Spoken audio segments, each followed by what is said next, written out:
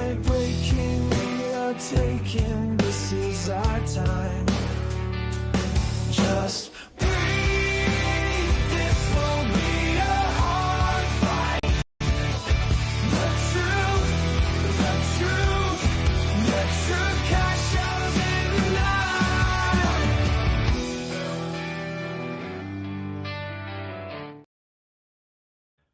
Hola, we are back.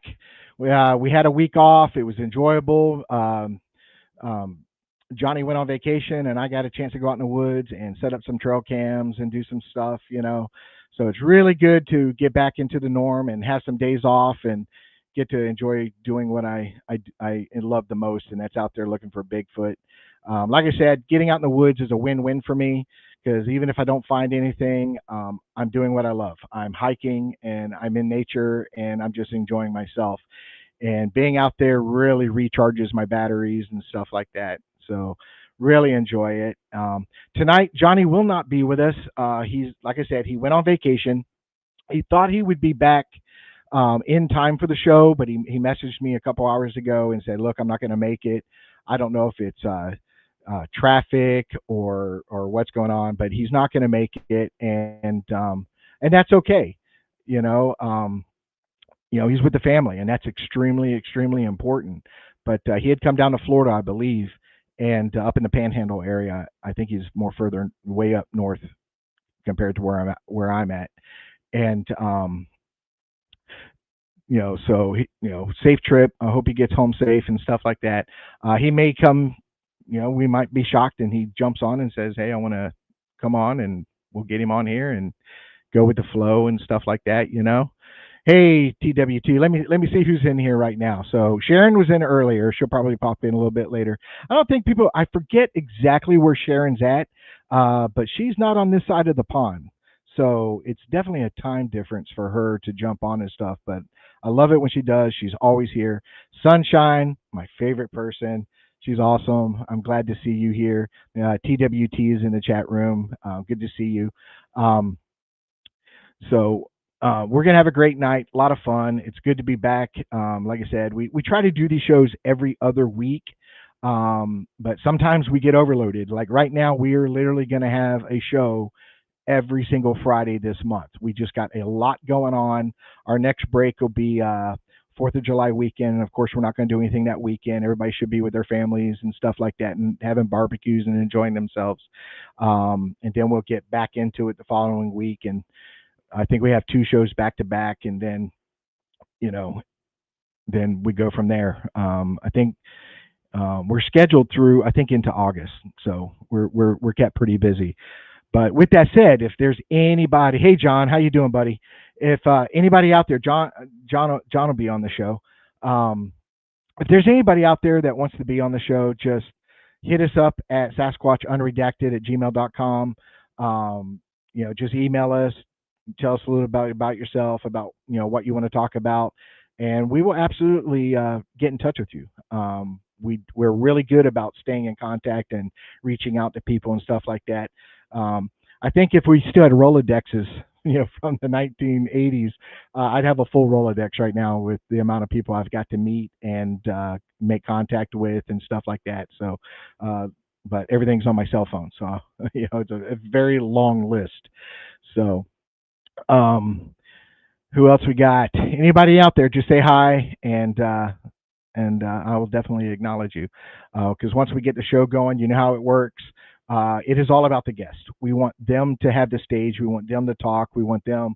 I try not to interrupt as much as I can until later on, and then we get into a deeper conversation on Bigfoot and stuff like that. So, but one of the things I wanted to address real quickly, I don't want to, give this person too much of an audience, but sometimes things happen in the Bigfoot community that is really rubs people the wrong way, and it's sad that those things happen. That you know, and this stems from the Facebook pages and now on live podcasts where.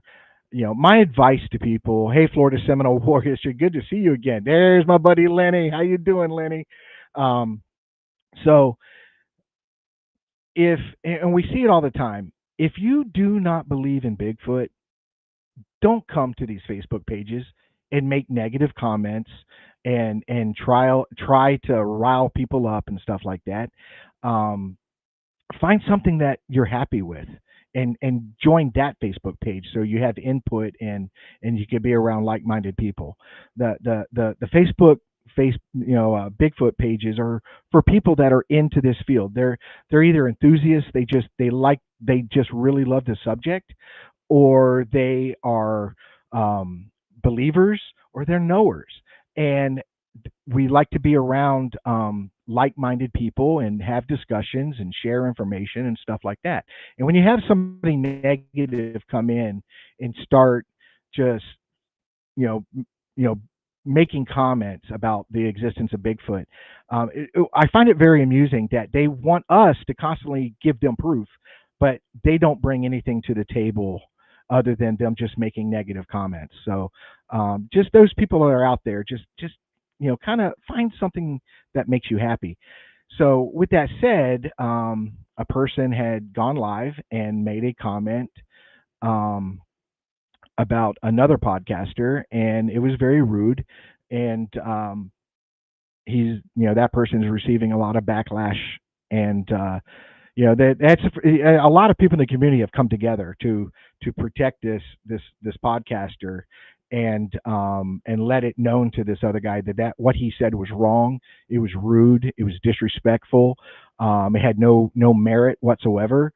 And all I can say to that person is, you know, find find something that makes you happy, because evidently you're not a happy person. And when you have to attack people like that, and due to their disabilities and stuff like that, and you immediately attack their disabilities, that says a lot about you and your character.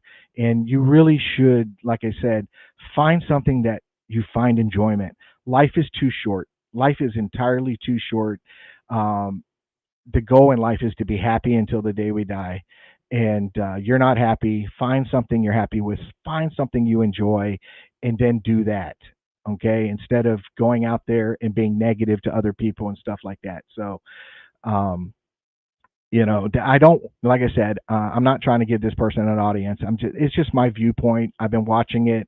I've had discussions with people that were directly involved or directly affected by it, because they know this young man, and they're very protective over him because he's young, he's a kid. You know what I mean? And what does it say about me? I'm 56 years old, and I attack a kid, that's just trying to be happy and find something he enjoys, and he's loving life right now. Um, what would that say about me as a person to try to bring some kind of dark cloud in that person's life? So um, with that said, I just want to leave it alone from there, but I at least wanted to get that off my chest and know that. And I'm doing it at the beginning of the show in case this person comes on, and I do it at the end. They may not stay to watch the whole show and hear what I have to say at the end. So I'm going to say it up front, right up in the beginning. So it's the first under 10 minutes of the show. So I want to get my point across. So just everybody be happy, treat each other with respect. I think my subscribers are amazing, and Johnny's subscribers are amazing, and the podcast subscribers are amazing. You guys are respectful, you're good people, you're fun, and we just have a great time, and we're gonna have a great time tonight. Tonight we have um, Troy and Desi. They're a team. They are a part of their group, which is called Sasquatch Origins. They are here in Florida. They do their research here and stuff like that. So we're going to get into a discussion with them and see what they're up to in the Bigfoot world and the things that they've seen, found, or experienced, and stuff like that. So let me bring them on. Oops. There's Troy. How you doing, Troy? Hey, I'm doing great. And there's Desi. How you doing, Desi? You're right, doing good. Good, good, Thank you. good. Thanks for giving me that 10 minutes. I just wanted to get that off my chest. And, Yeah, I think it was very important. you know, um, like I said, the one thing I've learned in the years I've been doing this is, we like to call ourselves a community, and everybody calls themselves a community, but it can be hostile sometimes, and we need to get away from that. We need to, um, you know, I'm not saying as far as, and me and Troy discussed this the other night. You don't have to go as far as sharing your site or sharing your evidence or something like that, but share positivity and encourage each other to keep doing what we're doing, because nobody else is out there doing it. There's more people working at McDonald's than there are out there looking for Bigfoot. So we want to continue to do that. I plan on doing it until I can't walk anymore, and that as a community we need to work on that a lot. So Yeah, and I'm totally with you. I'm going to do that as long as I can until I can't walk anymore. yeah, So, totally in on that. well, like I said, it's a win-win. If you enjoy the outdoors, you enjoy hiking, you enjoy the forest and nature, and I get excited every time I see a deer. I'm like, oh, there's a deer, and that's when I leave. Even though, and out on my channel, I tell people all the time, yeah, we really didn't get anything today, and nothing's going on, and blah blah blah. I walk out energized and feeling great, and I think everybody should do that. I'm a big advocate of people getting out in the woods. Just get out there, man, because we're losing it. You know what I mean? We're losing it. Absolutely. Absolutely. That's actually our little slogan is get in the woods. Yeah. It's you want to empower people to get out there and enjoy nature, because you're right. Like 97% of the time, you're not going to find anything that is any type of evidence or sign that Sasquatch exists, but you're going to find a lot of amazing things that nature has to offer. So we're right along there with you. Oh yeah, I'm excited when I go out, because my goal is I want to see a Florida panther live. I've seen one in a cage, but I want to see one live. And walking in front of me in a path or something like that and film it. So there's a lot of underlining goals that I like to meet as well. And I do take a lot of nature photography and stuff like that I don't post a lot of them. Sometimes I do, but not a lot of it. I just find things that catch my eye, and I just love the forest. Hey, Tennessee, Kentucky Bigfoot. Good to see you, buddy. Good to see you.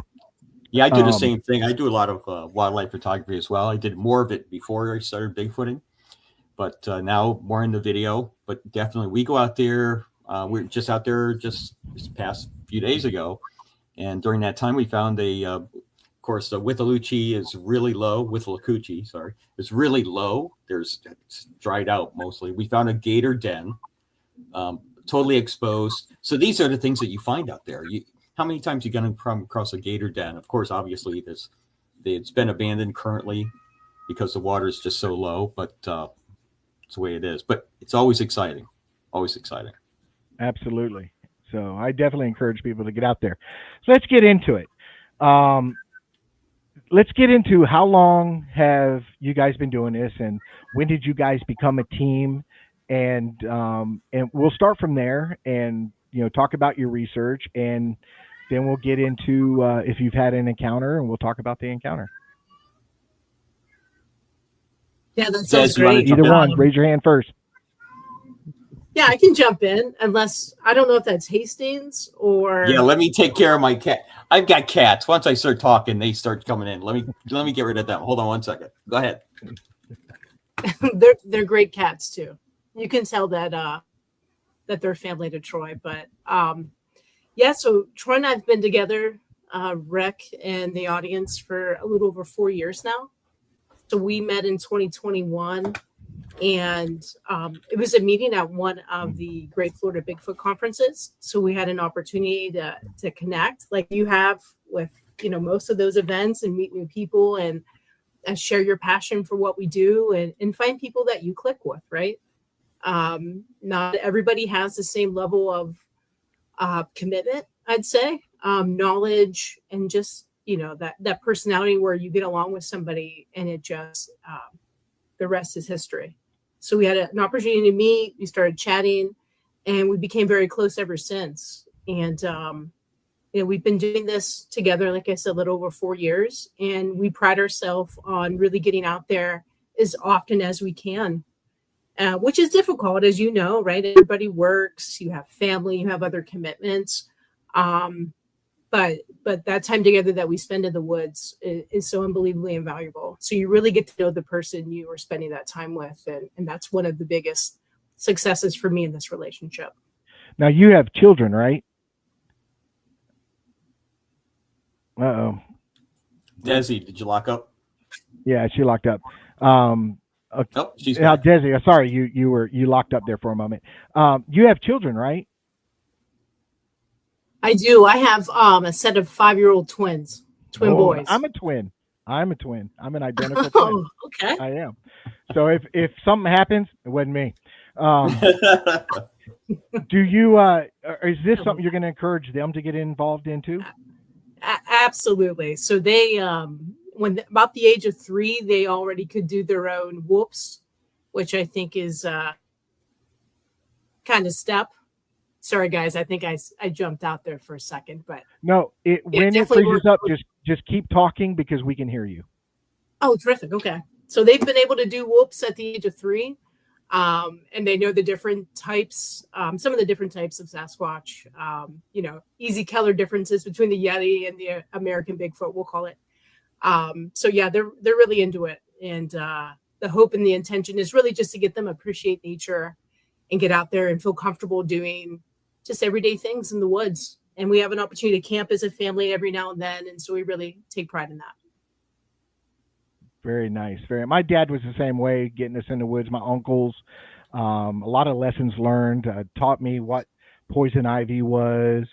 Well, they said don't wipe your butt with this, and they showed it to me. That was the learning experience. But anyhow, it sticks with you. So Troy, tell us about you and your start in this. Okay, so really wasn't really interested in the Bigfoot a whole lot as I was growing up. Of course, you hear the stories. Always heard the stories. Been a hunter all my life. Grew up on a farm up in Connecticut. Moved down here to Florida about 25 years ago. Started hunting down here in Florida. And then again, never really saw anything. There were some odd things that happened, but never put anything together. And then one summer, I started frequenting the same area all summer long. Once, twice a week, going out there, checking the areas out, doing some scouting, planning on hunting that area quite frequently in the fall. And some odd things started happening, grunts and growls. I walked past, I walked through this pine tree area with there's some oaks mixed in, come out the other side, and behind me, I hear a thud, boom, and then a doop, doop, and it's like that. There was no branch sounding. It was definitely something big that hit the ground. And I stopped. I looked. It made me stop. I definitely took notice because it made me a little nervous because I'm thinking, well, why would a hunter or somebody else be up in a tree out here during this time of year? Anyway, so these odd things happened. Then we had the RP funding center when they had the first conference here. I went to that, and that's when I ran into Desi, and then some of the things started lining up. And then after that, we just started going out, and it got to be very interesting. And our first encounter, semi-encounter, let's say, because we didn't see it, heard it, and appears to be not 100% sure because we didn't see it. I will not say I believe in it until I see it 100%. Then I'll go 100%. But after that, been full bore doing this. Good deal. Yeah. And so as you two talk about your dynamic when you met, what made you guys mesh as a team? Geez, Des, what do you think? I think probably first and foremost, we just have some type of charisma, maybe, and we're good with talking to any people. Honestly, if it's small groups, if it's an individual or a large group, like we're relatively good at speaking and connecting with other people. And I think for us, we felt comfortable with each other. And honestly, it felt like I had already known him for years, which was odd that I didn't, because it just seemed very easy. And there's no forcing beliefs of mine or forcing beliefs of his or opinions on each other. you find this common ground, and you work from that common ground. And, I just don't believe anything that she says, so it's pretty easy for me. That's good. That's good. No, we really just balance each other out. Mm-hmm. Yeah, Sorry, totally agree. Sometimes I'll go off on a wide angle, and sometimes she'll go off, and then we pull each other back in. Sometimes I'll walk right past evidence. I'm such a skeptic sometimes, and then she'll say, "Hey, wait a minute, let's take a look at this." Even when I videotape, I shot some video on my GoPro, and I'll go back and hit it because she wasn't with me. I'll go back and I say, "Oh man, I should have reviewed that area a little bit harder." So now I have to go back out and re-review that area that has a little bit of evidence that looks like I should have checked it. She would have stopped us and had us look at that evidence before. I walked right by stuff and she said, "Hey, look at this." So great meshing of skills. Well, it's always good if you have a team or somebody, at least one other person there that gives a different viewpoint and stuff like that. You know, it's very important. I've been with people and they'll say, "Oh, check this out." And then I'll point out key things to say, "Okay, this is not what this is. This is what it," and then they look at it and go, "Oh yeah, okay, I didn't see that." So it's really good to have, there's the minds working together and working off each other and holding each other accountable and stuff like that. It's really important. Oh, for sure. And that's one of our largest strengths. She'll bring something up and I might beat it down, and then she'll come back with something else, and then we'll be tussling us around for a while. But it works out as it's a very good dynamic between what we have. Good deal. And so what are the types of areas that you guys research? Yeah, so we spend. I looked at his face, Rick, just because I wasn't sure if he was going to jump in. I'll kick it off real quick, and then he could. I mean, he's a master planner, so I cannot give enough praise and kudos to Troy because his knowledge of the wilderness and his experience from the military and how he can track and how he can find directions and has all those types of resources from compasses to Garmin systems. It's really impressive. So first and foremost, if we approach whatever area, I know I'm in the best of hands. And that's so important for my family, especially my dad and my mom. It's important that they know that I'm in good shape. And I absolutely am. I wouldn't trust myself with many other people in the woods with him. But, when we find an area, we're specifically down to the green swamp. I think it's both for us, an area we feel very comfortable in. It's one of the first areas I've been able to get out in, almost a handful of years ago. And once you start developing that comfort and familiarity, it just gets a little bit more seamless in the things you do so you can execute quicker, whatever mission you have on hand that day. If it's deploying trail cameras, if it's picking up the memory cards, if it's deploying audio recorders, same thing, restocking batteries, recharging, you name it.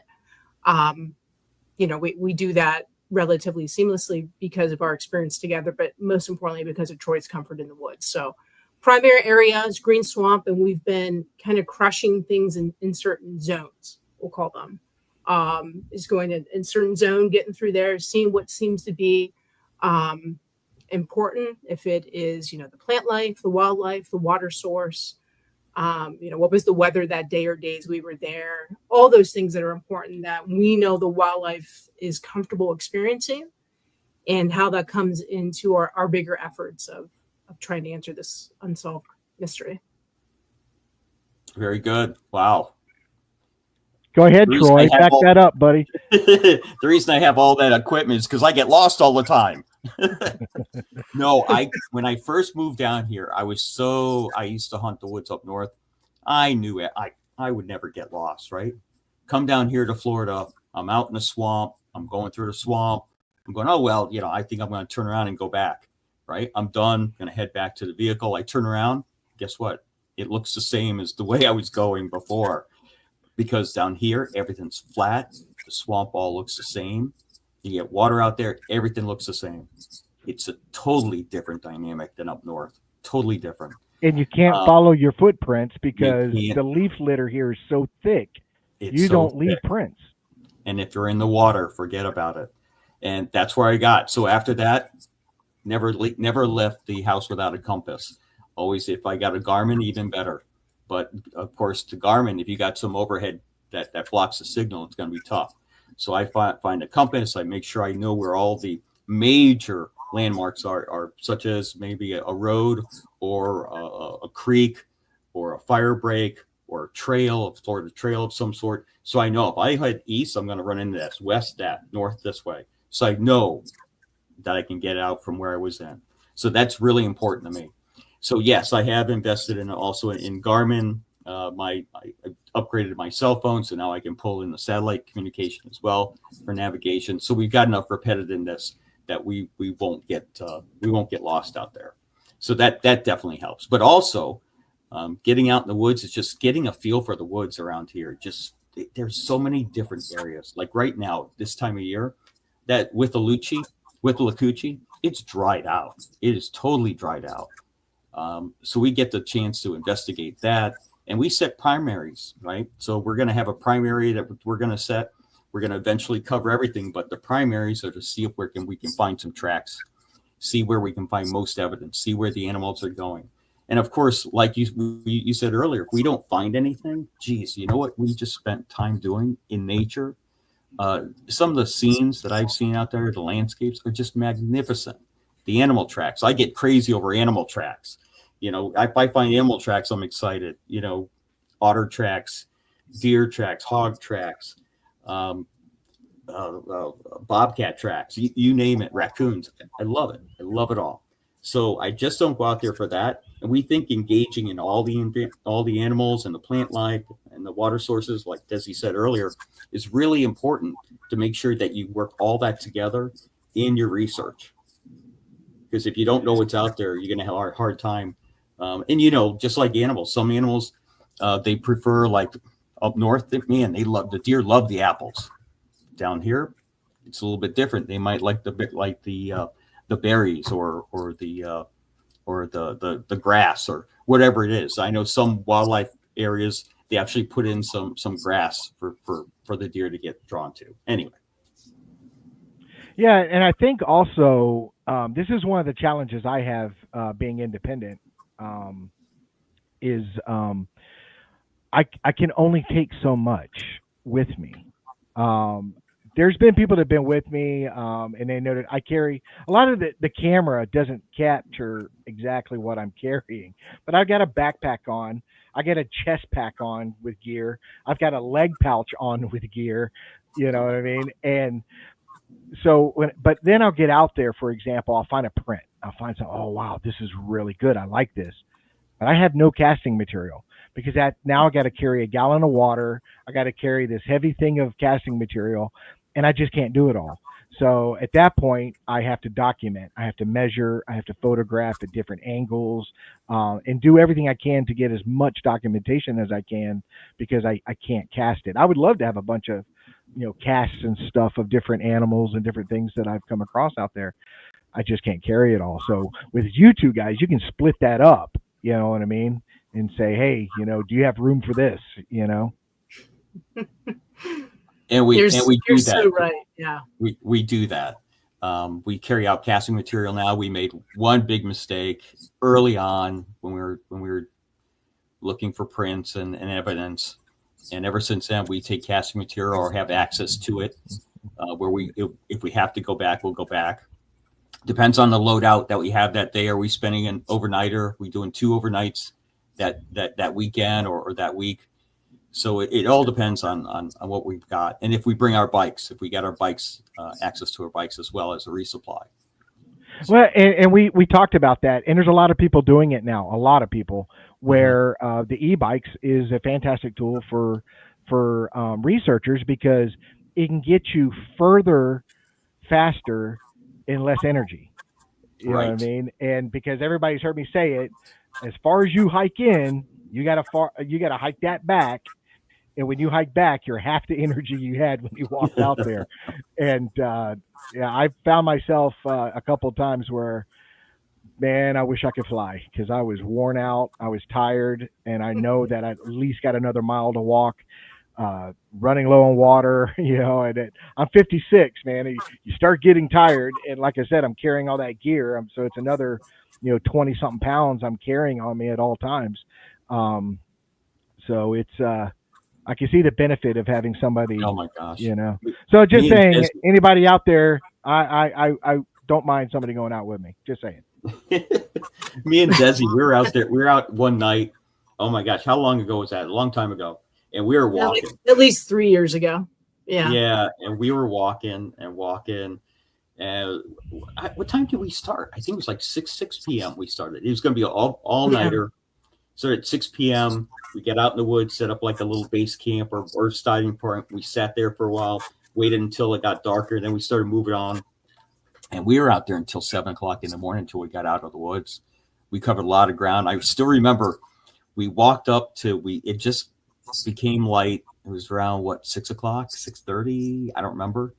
But I remember Desi was standing there and she goes, my whole body's vibrating. And it's like, yeah, you know what? Mine is too.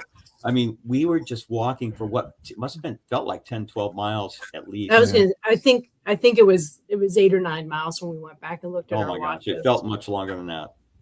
And we got lost a few times. Oh my God, yeah. And the grass, some of the grass was high, through muds, through a lot of mudded areas out there, hogs, and there's a lot of wildlife out there. We saw all sorts of hogs out there that night, everywhere. There was a couple we had some interesting. I was going to say we had some screens we couldn't ever identify. Yeah. So I mean, it could have been a bobcat or a possible fox, I guess. But it was one of those memorable nights where. Oh, for sure. The next morning, we're completely exhausted, completely covered in everything you can think of, and if you're you've got somebody that you're close to, and it is what it is when you're in the woods, especially in the Southeast, right? You smell like everything under the sun, and if you walk away as still friends, I don't know what other bond you can have between each other, because we were in rough shape and still laughing as we walked out of it. Well, we have a mutual friend, which is Brian, and Brian was on the show. Brian Darcy, fantastic guy. I think the world of him. I truly believe not taking Bigfoot off the plate. I think as a person, I can learn a lot from him. He's just a really great guy. But we've been out in the woods, and he'll know, he'll tell you, and he's been out at this area, and we've hiked pretty far. And one time we hiked, and we covered a lot of ground, and we had to make a lot of stops where we just sat down under a tree and just get our old bones back to normal, But it took me 3 days to recuperate because it was just so hot, and you get so dehydrated so quickly. And I had ran out of water because I was drinking it so fast. It was, but you can only carry so much. And luckily for him, he had a GPS, so we were able to get back. Like I said, a lot of times I'm out there by myself, and I've found myself lost a couple of times where when it was, I get so caught up in what I'm doing. I'm not paying attention to time, and again, not paying attention to where I'm at, and I get turned around, and then I'm like, okay, it's starting. I do the whole hand thing. Okay, I got about 2 hours before the sun starts to set. I need to start getting out of here. Hour later, it's dark, and I still don't know where I'm at. And I'm like, I think I might be having a interesting night in the woods. So, oh my gosh, all-nighter. Yeah. So, I'm in areas where I know if I just keep walking long enough, I'm gonna run into something. You know what I mean? Just don't want to get shot knocking on somebody's door, going, "Hey, where am I at?" So. That's hilarious. That's right. Funny. You got to worry about the people, not the animals. Yeah, there's some crazy people out there. Where I go, it's not so bad, but I did find, and it wasn't until later I really thought about it, and I should have investigated further. But where I go, it's a preserve. There's no hunting, camping, nothing. You're only allowed to hike and bike. That is it. And it's a very, very large area. And I found a tent, and it was torn to shreds, but the backpack was still there, salt and pepper shakers, a pot. Everything was still there, but everything was just torn to shreds. And I thought, okay, maybe I wanted to say it was a homeless person, but you would think a homeless person would camp in the woods, but close to something where they can get food or water or something if they need something. You know what I mean? But this is so far out there, they're not near anything. They're just, where are you going to go? And then it didn't dawn on me till later. I was like, I wonder if somebody went out there and camped that wasn't supposed to, and something happened that ran them off. You know what I mean? And leaving that bag back. Yeah, they I mean, everything. And I didn't want to touch it. I filmed it. It's in one of my films, but I didn't want to touch anything, you know, because I'm just personable like that. I don't want to touch other people's stuff, even though I could tell it's been there for a while. But now I look back, and I should have opened up that backpack to see what other stuff that the person left and stuff like that. So yeah, there's some crazy stuff out there as far as humans go in the woods. Oh, for sure. Yeah. So the adventures are just amazing. All the different adventures that we've had together. And I'm sure that just like you know, running into that backpack and that campsite that looks like somebody just up and left. That's right. That's amazing adventure that you just had there. Mm-hmm. Yeah. It's, I kind of look at it with researchers as we're not just researching Bigfoot. We are modern day explorers. Mm-hmm. I mean, we tend to go into areas where we know people haven't walked in there in a very long time, if ever, you know, and you find some interesting things. Yeah, great point. Sure. We found a lot of old bottles, right? Artifacts from decades upon decades ago that found their way maybe from underneath the surface, or the water carried it through. Nevertheless, you know, series of animal bones that are so extremely dated, right? It's amazing the things you come across. Oh yeah. So, you know, let's talk about any encounters. If you've had an encounter, not necessarily if you had a sighting, great, but if you haven't had a sighting, talk about your most intense encounter that you walked away going, okay, I just experienced something that I can narrow down pretty quickly on what it is or is not. So let's talk about that. Start with you, Troy. Tell us about any sighting or anything that really shocked you. So the one that did not happen when I was with Desi, and we'll talk about that one, was a big one. Me and her encountered together. But with me, there was a when I first started getting into it, or actually what pushed me into it, it was a grunt growl. I was up in a tree, archery hunting, came down out of the tree because there was a major thunderstorm coming through, heavy lightning, got down. I was down around the bottom of a pine tree, and I was on my knees. I was doing something in my backpack, and I hear a grunt and a growl to my right, and I looked, and I'm thinking, oh, that might be a pig or something, but it was grunting and growling at me, and then it moved a little bit more to the east, and then further to the east, and then disappeared, and I never saw it.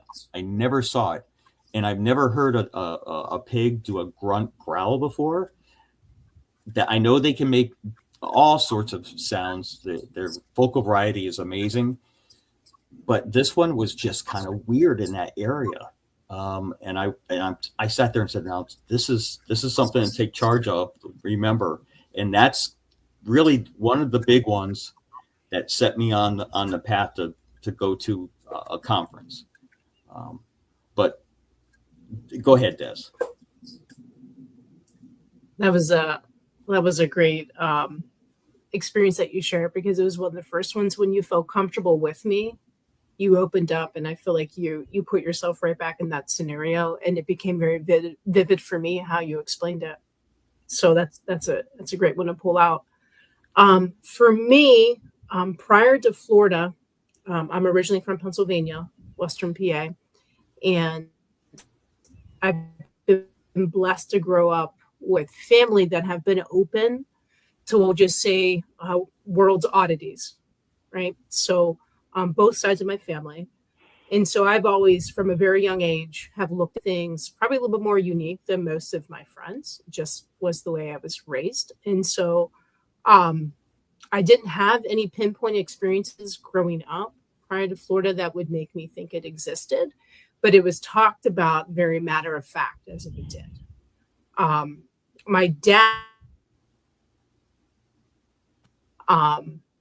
growing up at my great uncle's farm, and he had shared that I remember as we were kids where they had some experiences that didn't make any sense to them either when they were inside a treehouse and something was trying to get to them, something that had a horrendous smell. And it wasn't a game smell. It wasn't, a bear or anything like that. But it was talked to once again, very matter of fact that this is part of our life. And just because you don't see everything, it doesn't mean it doesn't exist. And so always comfortable with that mentality. And I spent a lot of times just in the woods growing up as a kid, right? You weren't attached to cell phones. There was no social media. You watched TV maybe on a Friday night, a Saturday morning. It wasn't part of your life. So you spent time outside enjoying everything the world truly had to offer, not how we're so caught up in all the other things that distract us nowadays. So very comfortable in the woods. And I love animals, like absolutely just love animals. It doesn't matter what it is, from an insect to a large predator. I've always been fascinated, and I feel a strong connection to animals, and I always have. And so when I moved here, I was very blessed to attend the very first conference. And it was something that, I saw advertised on the news and went to it and had an opportunity to mingle and just get comfortable with what this community looked like. Because in Pennsylvania, I wasn't aware of anything like that existed, at least when I was young. And I don't think maybe at that time that the Pennsylvania Bigfoot Society has become something more, definitely the last couple of decades. And a lot of things have been circulating around Chestnut Ridge area and those type of things, which I remember as a kid growing up, but never was a part of. And so the opportunity Troy and I had together in 2022, April 2022.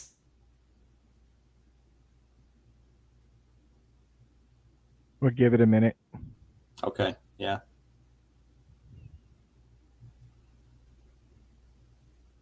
If we lose her, just text her real quick and tell her to jump on that link again and come back in. Will do. See, we lost her. Just have her I'll go ahead. get back on there. And so as we go, I'll continue to talk. These things happen. We don't have control over that. Oh, there she is. Let me get her on stage. Okay, perfect. Look at that, like an old pro. She jumped right back in there. See, I was bad mouthing technology, and the internet kicked me off. Well, it's really funny that we can sit here and talk about anything and everything's fine, but once we start talking about Bigfoot, things start to act a little, fuzzy. Weird. You know what I mean, it does. Strange. It happens all the time.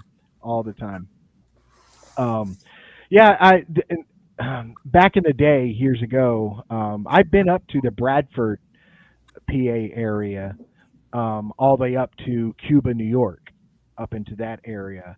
And there's some beautiful, beautiful territory up there and stuff like that, I didn't find any evidence or anything like that, but it was definitely beautiful to hike in. So, for sure. Yeah. Back in, what was it, April 2022? Yeah, you got it. Right after hunting season. Yep, Hopefully y'all can hear me 29th. now. April 29th, 2022. Go ahead.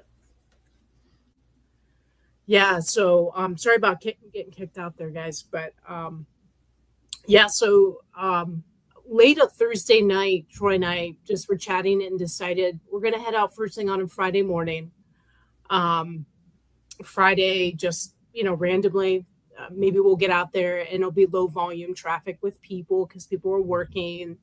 And just something was like, hey, let's just get out. Let's make it happen. So I took the day off of work. He may have already been off of work. I can't recall, but we hit the trail early that morning. And this was a side of the Green Swamp that we visited a lot the first year and a half to 2 years, where we feel very, very comfortable in. But we were just starting to develop that comfort in that area. Very, very new together in that spot. And we had parked at the trailhead. We were the only two cars there at that time of day. And it was early morning. So 4:45, 5 a.m. on a Thursday morning. We know we're the only ones there unless somebody hiked in or biked in with the closest house, Troy. What do we say? It's 7 miles away, or Yeah, probably about 5 to 7 miles. Yeah. 5 to 7 miles away. So, the logic of someone else being there when you don't see a vehicle is pretty slim. So we get ready, and there's a protocol that we implement when we do anything. So if you're taking a vehicle in somewhere, you are quietly shutting your doors. You're not locking where, that it makes a big beeping noise, and you're conscious of how your lights appear when you pull in, because you want to not bring any attention to yourself if there is something there, right? And so we go through all of those steps, and we get ready, and we start hiking on the trail, and we're on the trail, and it's not even 5 minutes on the trail, 5 minutes in. And we both heard, but I distinctly remember thinking, I heard a whistle, and that whistle does not sound familiar to me. I'm not a bird expert. I'm not a frog expert, insect expert, you name it. I just knew that the sound did not sound like a familiar whistle made from something in the woods that I had ever heard before. And I immediately thought it was a person. So I got scared for our safety. So that was my first reaction. I'll let Troy tell you his. Okay, yeah. So I totally blew it off. Being a hunter, I'm listening to. I hear all sorts of noises, right? So didn't sound like anything important to me. So as we're walking in, we hear that whistle. She goes, "Oh, hey, that sounds like a whistle. That sounds like it's human. It's dark. It's pitch black. It's dark. What's gonna make a whistle? Frogs, maybe some reptiles of some sort, right? An owl, maybe, but it wasn't any of that." And I just totally blew it off. So I said, yeah, but she goes, "Well, it sounded human." I'm like, okay. So I'm serious. I blew it off. We keep on walking, and then she hears it again. And I take notice, and I'm like, that does sound human, because it wasn't rhythmic. It was a single whistle. And there was something to it. So we stopped, we looked around, we listened, nothing, right? We kept on going, and it moved. So the whistle stopped from where it originated from, and now it moved, and it's not going away from us. It's kind of paralleling us, or getting parallel to us.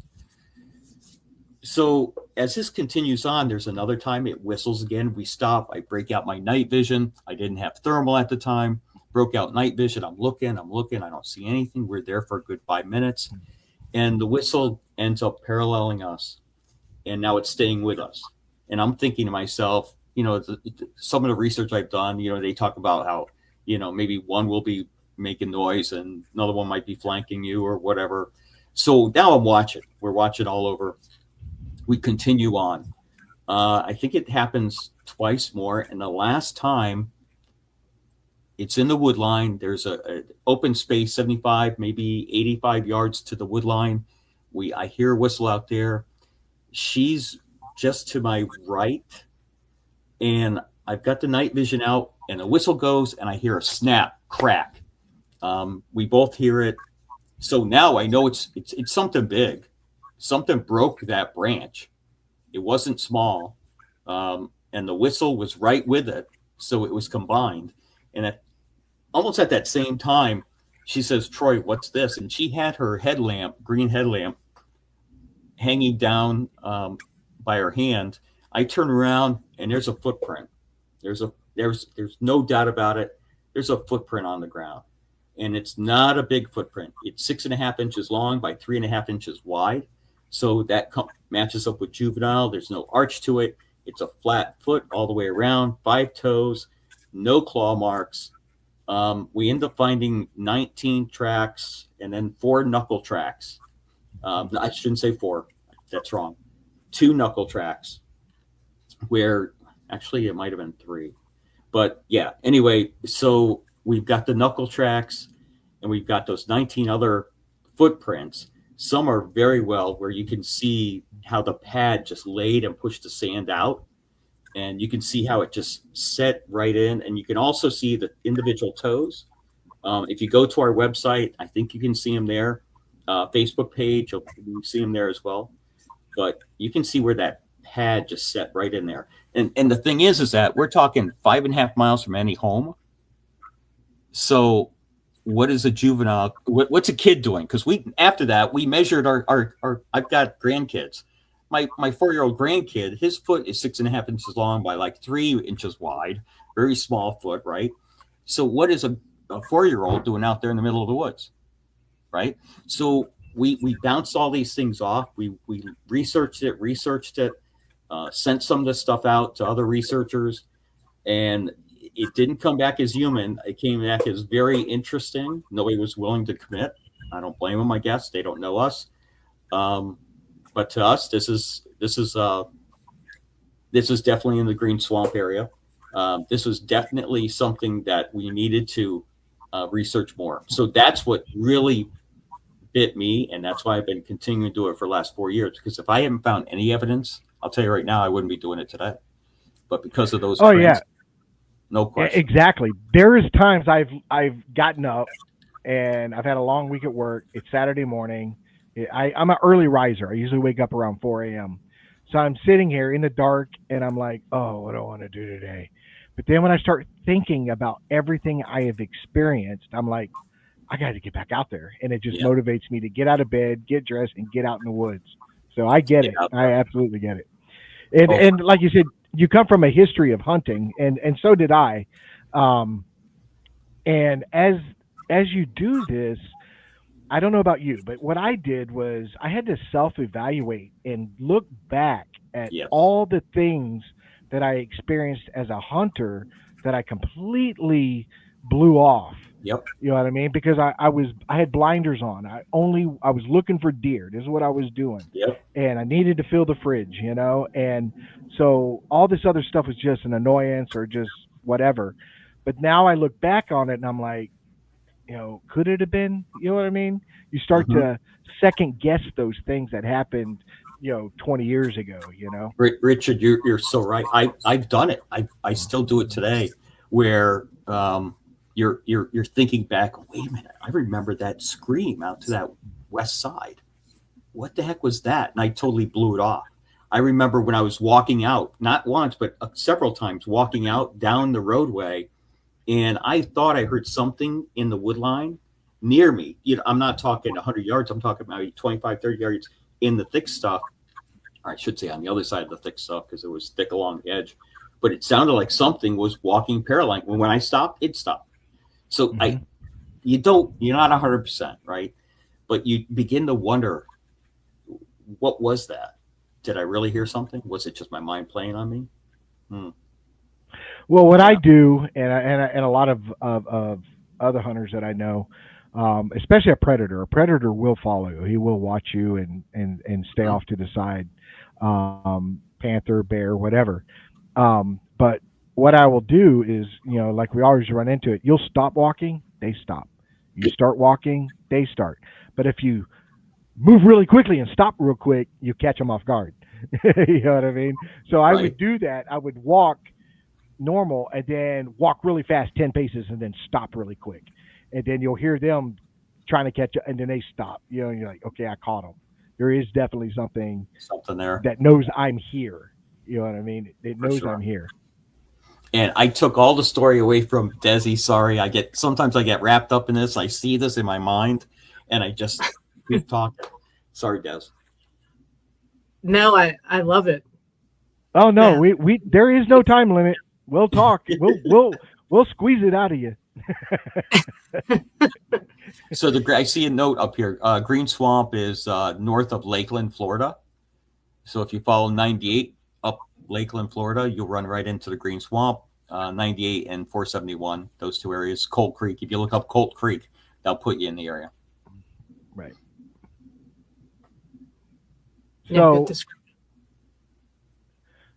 So you guys get out quite frequently. Now, how often do you actually get an opportunity to camp? Because, again, a lot of people don't realize it's summer. If people are on vacation, we can't camp right now. It's just entirely too hot to be in a tent all night. It's just pouring sweat. Is there anything as too hot, though? So what we do... We can talk a little bit about Brian's recent experience. If you want. We won't, or maybe we won't put him on blast, but We cowboy camp or go ahead. No, I've been with Brian and I've hiked and I've looked at Brian and I could tell that sometimes he's having a rough time and I gotta slow down and say, okay, I'm not at that point yet, but I know I'll end up at that point as well. You know what I mean? So you got to look out for each other. Oh, for sure. That's so important. Yeah. The heat is definitely a bear. I'm sorry, Des. I spoke all over you. No, you're good, buddy. I was just saying the heat is definitely a bear. Humidity, right? Like you have to be comfortable being soaking wet all the time. Yeah. So you have a chance to change your clothes and things like that. But it takes a toll on you. For sure. You have to be comfortable being uncomfortable. Yeah. Oh, that's the best way to put it. Because especially if you get into some wet areas, now for the next couple hours, your feet are going to be wet, your socks are wet, your feet start rubbing, and you can feel that burn, where your the socks are rubbing and stuff like that. And you just can't wait for your feet to dry out, Yeah, you push yourself to these limits. Absolutely. And I think some of the times we've pushed ourselves even as just individuals or as a team or with people we spend time with as well, like Brian. And we spend time with Brian. We have a good relationship with Brian. We have a friend, Tammy, that we spend time with as well. And we push each other. Absolutely. But some of the times when you get there, we have the best experiences. Like we were out recently and we had a night full of endless animal activity, noises throughout the entire night. We had a tree fall. Yeah, that was off in the distance when that tree came down. Tree fall. It sounded like there might have been a bobcat out there as well with that one. Coyotes for sure. Owls, obviously, everywhere. It sounded like there was a couple knocks, not 100%, but there was a couple knocks for sure. But what caused them, maybe a popping of a tree, we don't know. Yeah, I had an incident one time where I just got there. Only probably 500 yards into the woods, and nice and quiet, beautiful morning. Temperatures are still cool, and I saw this buck jump out in front of me, and I was like, "Oh wow, what a beautiful buck!" And I went to start filming it, and he saw me and took off across the trail into the woods. And as I got to where he was at, which was only probably 20 yards.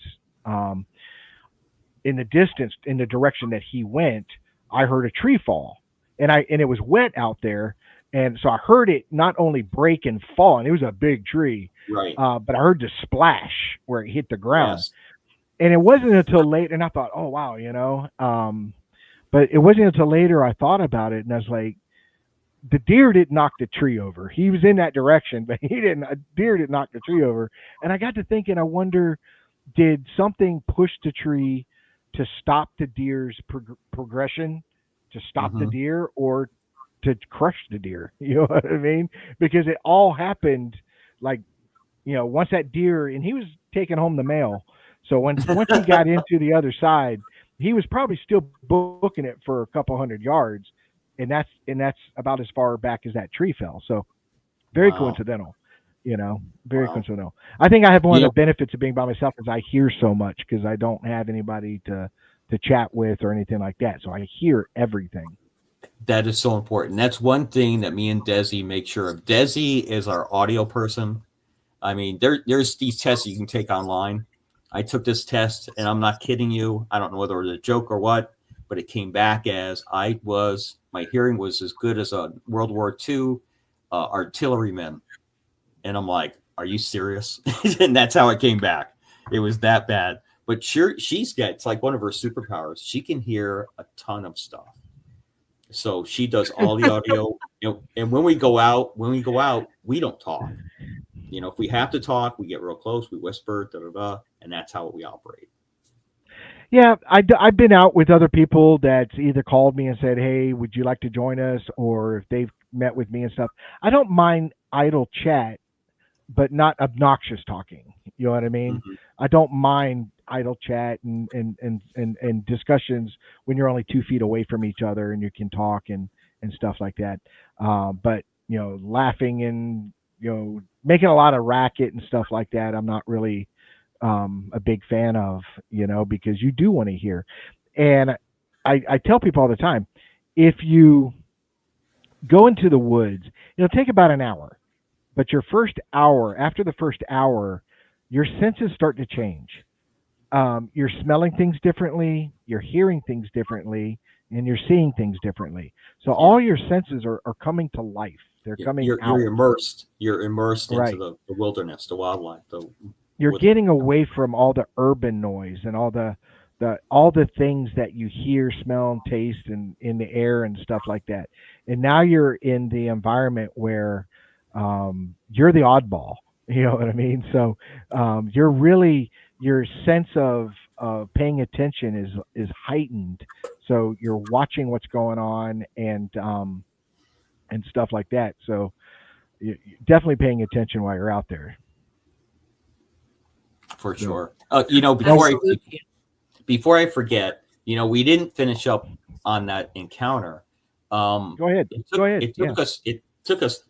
After that we took photographs, and we didn't have casting material, and we thought it was too shallow to cast, and we didn't have hairspray, and now we changed all that. We have all that stuff. We have the little tents that have A, B, C, D, E, so we can mark each and every track, and then we've got the casting material, so we make sure we have all that. However, it took us 30 days before we did any of this stuff as far as going out and saying, hey, this is what we found, because we work the analysis as much as we can, reducing everything that it could be down to. We even thought, well, could it be a juvenile, a kid on a bike? Maybe he was pedaling and he was walking his bike or something, but all the tracks were in a line, so it didn't match up. And there's no bicycle track. So we went through all that. So our theory, though, is that the parents or the adult Bigfoot was in the wood line, and it was whistling to let the juvenile know, which was on that path, on that roadway there, that dirt trail, right? That somebody was coming.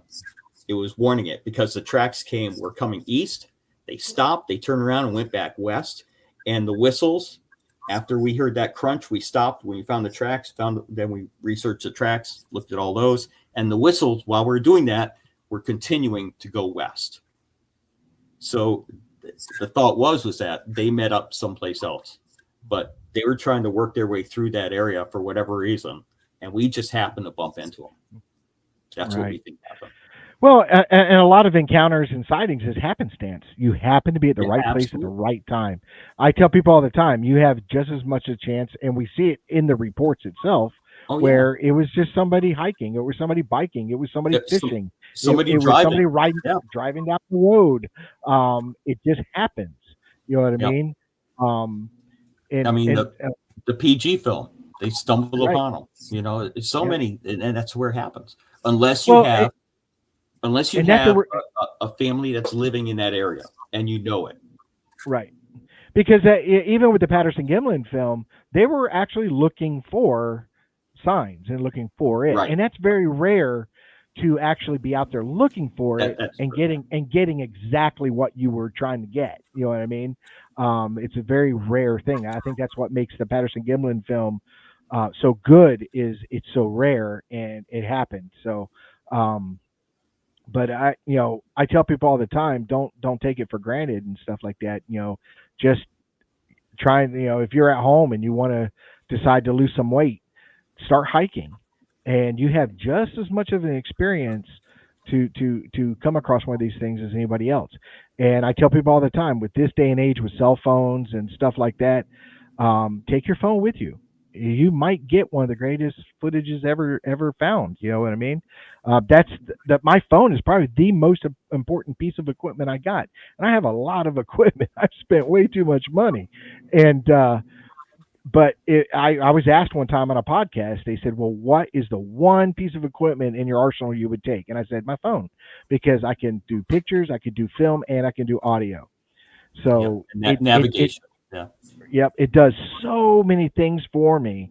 And so, but when I say phone, I'm not going out there with a flip phone.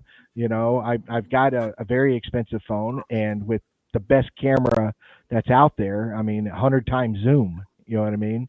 And and I use it quite a bit. I have other cameras I use and different things, but that cell phone is fantastic. Wow. So, what in your arsenal with your equipment? What is your go-to thing? What is the one thing that you say, I'm not going out there without this? I mean, if it's nighttime investigation, obviously the thermal imaging cameras like that's your eyes at night, because we've really learned that the infrared that we were using, it just doesn't have the capabilities to present the visuals that you will need in the dark, right? And we've also had incidences. We ever since that track find and whistle morning, we've had other things that we just can't explain, and a lot of it being auditory. And so I think it was the time after the track find, we were out really early again, and this is before Troy got his thermal, and he was still using his military IR. And we had something that either sounded like it was growling or breathing really, really heavy at us that we couldn't see. And every time he used his infrared to get some type of visual, it stopped breathing, it stopped growling. Yeah, I had an infrared beam on it. Yeah. So yeah, so I turned the illuminator on, and they would stop, and it sounded like you could hear it go. It went. You can hear the breathe in. Right. That's what it sounded like. You hear it breathe in and breathe out, and it was heavy breathing out. Yeah, I had an incident. Oh boy. But with my night vision, it's AI technology, and it has 7 settings, so I can actually see at night without any IR whatsoever. Oh, that's fantastic! Yeah. It's all seen in color, because the AI takes the information that it's seeing and creates the color. So if you're in the woods and you've got a purple shirt, I'm going to tell you, dude, you got a purple shirt. You know what I mean? That's amazing. And I can see out to like 1,600 feet or something like that. It shoots pretty far. Wow. And then it has the other settings where, as you move up the settings, the IR gets brighter. But I still use an IR flashlight. So as I'm holding it, I have the IR flashlight in my hand as well, and it lights up everything. I mean, it's amazing. You know what I mean? And I tell people, with all the equipment I have, not one single one is the tell-all, do-all. They all have their boundaries. They all have their limitations. And I'm big on thermal. I love thermal. The issue I have with thermal is in Florida, it gets so hot. It takes it. I've looked at the forest. It looks like a forest fire, because everything is lit. And this is 11, 12 o'clock at night. It just has not cooled down yet. So in the summertime, they're best at 2, 3 o'clock in the morning. But once winter comes, October, November, December, and so forth, they're fantastic all the time, because the temperatures are a lot cooler and stuff like that. So again, it has its limitations, just like everything else. Yeah. I know. You just have to know your equipment, know it really well, know how to work it, some equipment, the thermals, the refresh rate is so slow. When you move it, it blurs. It makes it look like some other images in there. Just be aware of what your equipment can and cannot do. It's so important. Right. And I'd love that piece of equipment that you have. What is that called? It's a Seymour 200 from Akaso. Wow. Expensive? No, not at all. Well, really? I take that back. I don't know if it is now. It was a startup company that they look for people to invest right off the bat. I did. I took the chance and invested in a startup company, and they were trying to raise $500,000 to start manufacturing. They got well over $1 million. So they manufactured. It took me 90 days to actually get the product. It took me a while. But once I got it and used it, I love it. I really do enjoy it. It's lightweight. It has a huge screen. Don't even put it near your face. You can hold it 8 inches from your face. And I do that because I don't lose night vision. I can look over the camera and look at the camera. Right. It's a huge screen. and it records audio, it records video. I can take photographs. It has a zoom. I really like the equipment a lot. And at the time when I got it, it was with the camera, extra battery, the charger, the SD card. It was like a package deal. It was like $208 or something like that for the whole thing. Oh my gosh. But that was a year and a half ago, 2 years ago. So I don't know where it's at now. There was a YouTube channel where a military guy was taking all these different night vision, and he had this one because I did my research before I delved into it. And of course, this one was like $9,000, and of course, it outperformed everything. But he kept going back to the Akaso, and he said, "I just can't stop. I can't not use this." He goes, "For the price and what this thing is doing, it's worth it." And he actually, I have a Psionics, which is $800, right? And he ranked it better than a Psionics. Really, Akaso? Yep. It's called the Akaso Seymour 200 or something like that. Very inexpensive, lightweight. Comes with a great case and all that. They had different packages at the time. You can get just the camera or a package deal. Then they had one for, I think it was like $300. You got 2 cameras and a tripod. You know what I mean? Stuff like that. They just kept, as the more you spent, the bigger the package was. I got the middle package. There's 3 packages, and I got the middle package. So very happy with it. I'll definitely check that out because that's something I'm sure that we'd be interested in, especially if it if you can see the color like it's during day. That's fantastic. Because what we do is Bigfoot researcher that was actually did a video for Akaso, and he's a Bigfoot researcher. He said, "Okay, I'll use it. I'll check it out." He got his for free. His video is amazing. He's outside at wintertime, and he'll do 2 cameras, a regular camera and then this. And there's a snowmobile in front of him. You can't see the snowmobile at all. Bam, he hits that. Not only do you see the snowmobile, you see the green striping on it and stuff like that. He walked down the street, and this is late at night. All the lights are out, and it was Christmas time. All the Christmas lights were off, but he could tell you which bulbs were red, which ones were green, which ones were silver. You know what I mean? It was very amazing, very amazing. So I bought one. Great investment. Yeah. Oh yeah. I did a show one time on equipment and said, you don't have to break the bank. You see what I'm saying? You can do this on a budget. You can do it on a budget. Yeah. No art. Yeah. And that's one thing we do. It's like with our equipment, if it's a night mission, we'll have the thermals, we'll have our night video cameras, we'll have that type of stuff. During the day, it might be a different type of package that we're taking out with us. But typically, our thermal is really, especially at night. Oh my gosh, that's key for us at night right now because it really pops, makes the equipment pop. And then you're right. During the summertime, if we get like a fog or where you get that heat coming off, it's very difficult. It will hinder the thermal from working correctly. Yeah. Let me ask you something, Desi. We have good luck with it. You bet, right? You do. You said you like the audio. You do the audio thing. Okay. How do you go about that? Because I tell people that I love audio. I'm an audio person as far as my first encounter was definitely an audio, so it's kind of imprinted in my head. How do you go about analyzing the audio? Because I tell people all the time, if you record 36 hours of audio, you got to go home now and listen to 36 hours of audio. See what I'm saying? And I downloaded Audacity, but I cannot figure that thing out whatsoever. So. Yeah, no, that's a great question, and I appreciate the opportunity to define that a little bit more. So we do have between the 2 of us, we have 5 audio recorders. So our highest grade one is a Tascam. So that has been a workhorse for us. But like you mentioned a little bit ago, sometimes you can do things a little fiscal, or a little financially friendly. And so we do have a couple cheaper recorders that we got from Amazon.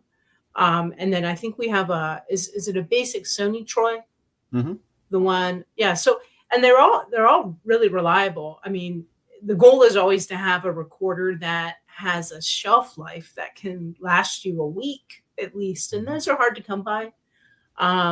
Based on battery power and possible weather conditions. But so we have a variety of ones that we use and have been pretty successful. I've been blessed to have an Adobe Creative Cloud package, which gives me Audition. So 36 hours of recording, 36 hours you have to review. So on any given workday, if I'm working on reports or if it's a computer heavy day, I'll pop that audio in, put the earbuds or headset on, be plugging away and just listen, and whatever jumps out. But logically, people don't have 36 hours to spend listening. So when you get comfortable with the software, you can look at the audio waves. And so you start to action at the very top of the spectrogram. I'm not sure if you guys can hear me. I see them both here.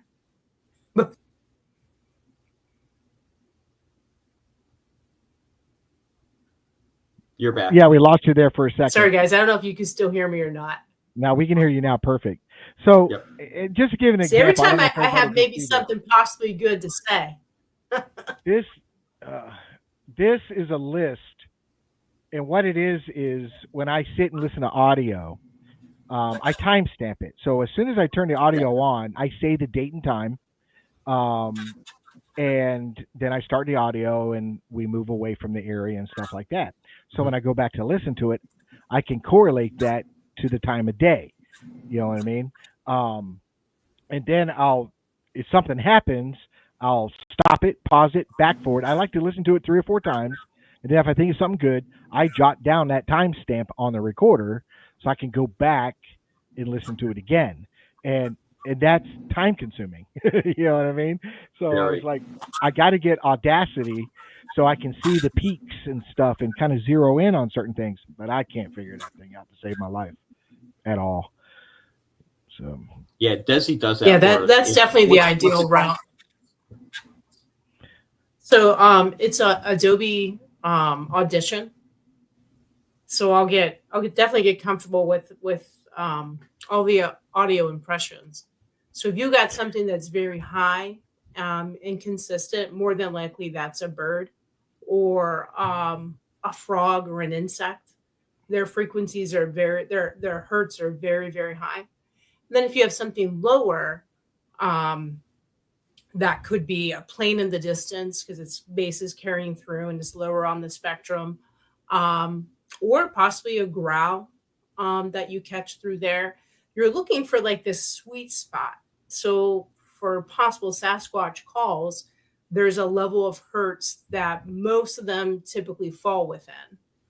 So you're going to look, if you see something in that range that catches your eye when you're looking at the spectrogram, you want to focus into that. And you can dive in really deep. Like you can, maximize those wave files to see how far in that print goes. And it's amazing. Often with Sasquatch calls, you're going to have a rise. You may have a level off and then you'll have a fall. So if you have those type of impressions, that's where you really want to dive into further. Right. And then you'll see repetition. You've got your coyotes making calls, certain types of, owls, you'll see the same repetition. And then it's something with a pattern that more than likely it's natural. But yeah, that does save time when you get comfortable with that. And Rick, anytime you want to dive into that further, the systems are very similar. The capabilities, love to show you. I would love to have this as a professional, to be honest. I enjoy it so much. I delved in it for hours one night, and I was able to get the audio on there. I could see the spectra. I can see the waves and stuff like that. And then I found something really great. I was like, oh my God, it freaked me out hearing it. I was like, oh my God. And I was able to isolate it in a box, but I couldn't do anything with it. I couldn't remove that and save just that. I couldn't figure it out. Figure it out. Happy to show you. You let me know. Yeah, it couple just keystrokes. But one of the things I do when I put audio out is I try to zip tie it down because I don't want anything taking it away. An animal grabbing it and walking away with it or something and dragging it off. But what I do is once I set it, and I may go for another hour or so walking around checking things out. My audio, I have a digital recorder that's just amazing. It picks up things from way, way far away. So when I get back to my vehicle, I honk the horn 3 times. So now when I go back and listen to the recording, I hear the 3 honks. I know I am no longer out there. So it is not me making a noise. It's nothing else. It's not the people that are with me or whatever. So now it gets serious. Anything after that, now I have to pay attention to and try to narrow down what it is and stuff. Probably wouldn't work if you're 8 That's a miles terrific out, idea. you know. But even if you're 8 miles out, let's say you got within a mile away from your audio, you can get a whistle and just blow a whistle really loud so the audio picks it up, and you can say, okay, I'm at that point. I know we're a mile away and we're heading in another different location. So anything now I need to pay attention to. Yeah, that's a great process. I love that idea.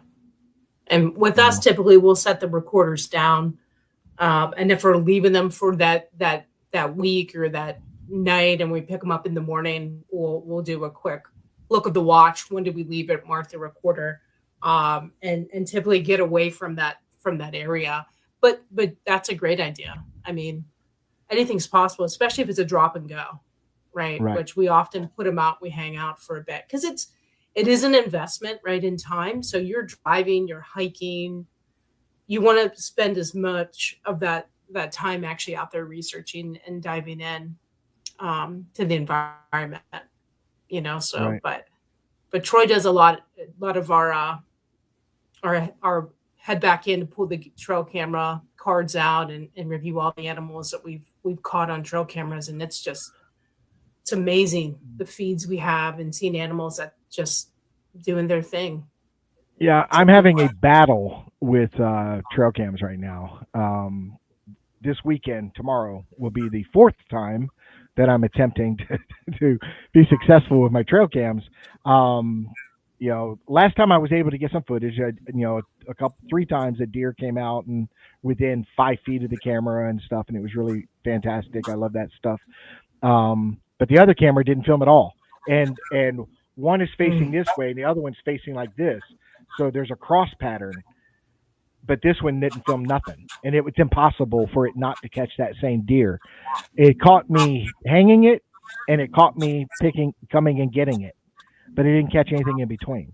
So I don't know what's up with the camera. So I got to figure that out. The other one did well. And I was really excited about getting something at night vision, because that's always exciting to get stuff at night.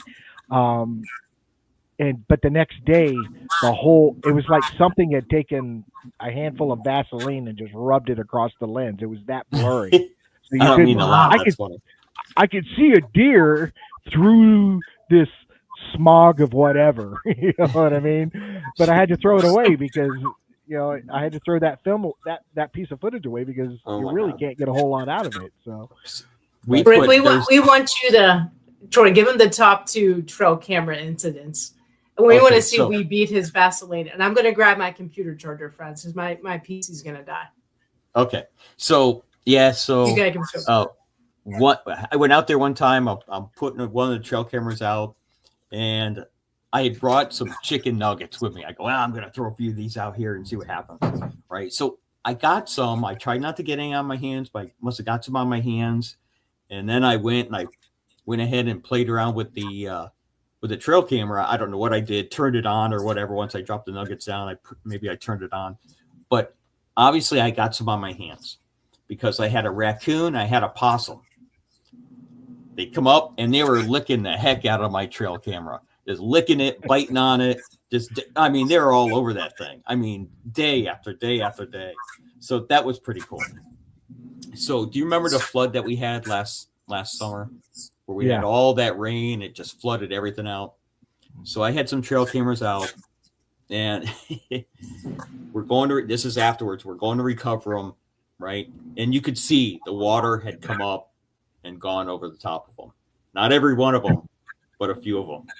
So as we're reviewing it, you can see the camera's videotaping it, triggered, and you can see the waves of the water as it came up on top of the camera as this hog kind of gone by. You can't really see it's a hog, but I'm guessing it was because it was pretty dark as it went by. And the water was up to the lens, but it was still operating. Don't know why, but it's still operating. Wow. When I took the card out, when I opened it up, water came out of the camera. Oh. Took the SD card down, dried it out. I lost 3 cameras because of that flooding. Yeah. But yeah, it was fun. It was definitely fun. And I love it when the animals go ahead and they start just getting on top of that camera. It was just so funny. I love it. What's the best evidence you guys have found that, if it's a foot casting, a structure, or anything that you've collected that you're like, this is pretty solid? The 19 footprints. Those 19 footprints. There's associated also with the encounter that we had that night. We can't say 100%, obviously, that what it was. We can't say I didn't see that the Bigfoot put his footprint down there, but I'll tell you, I'm 85% that somebody that's running the real something deal. else. Somebody got their phone on or something else on. I A don't. lot of feedback. Like, okay. How about for me? I can mute and see if it's me, friends. I'm just wondering if it's my. Well, if you're running multiple things like the phone and the computer, you get that feedback. And so I was getting it's done. I don't hear it now, but there was some. No, feedback I don't hear there. it now either. I know that in the Green Swamp area, I follow a lot of Facebook pages and stuff like that. Probably 30 or 40 of them total. Watching people, and what their evidence is and stuff like that. And it seems like footprints is a lot of footprints are coming out of the Green Swamp area.